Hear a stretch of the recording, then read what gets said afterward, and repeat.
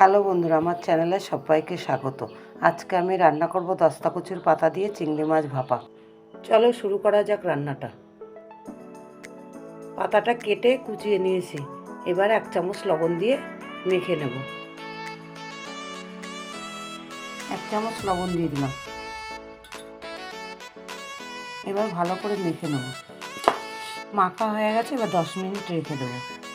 10 minute হয়ে গেছে, এবার আমি চিপে জলটা ফেলে দেবো। চিপে একটা থালায় নিয়ে নিলাম।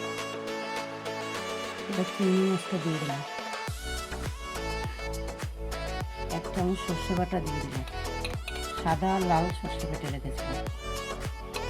8টা ছোটো কাঁচা লঙ্কা বাটা দিয়ে দিলাম।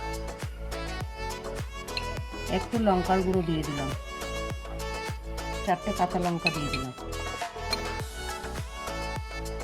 অল্প পরিমাণে হলুদ দিয়ে দিলাম। এবার কাঁচা তেল দিয়ে দিলাম। স্বাদ মতন লবণ দিয়ে দিলাম। এবার ভালো করে মেখে নেব। এবার মাখা হয়ে গেছে, একটা টিফিন বাটিতে নিয়ে নেব। এবার আমি একটা টিফিন বাটিতে নিয়ে নিয়েছি। এবার আমি এটা ভাতে দিয়ে দেবো। 20 মিনিট রেখে নামিয়ে নেব।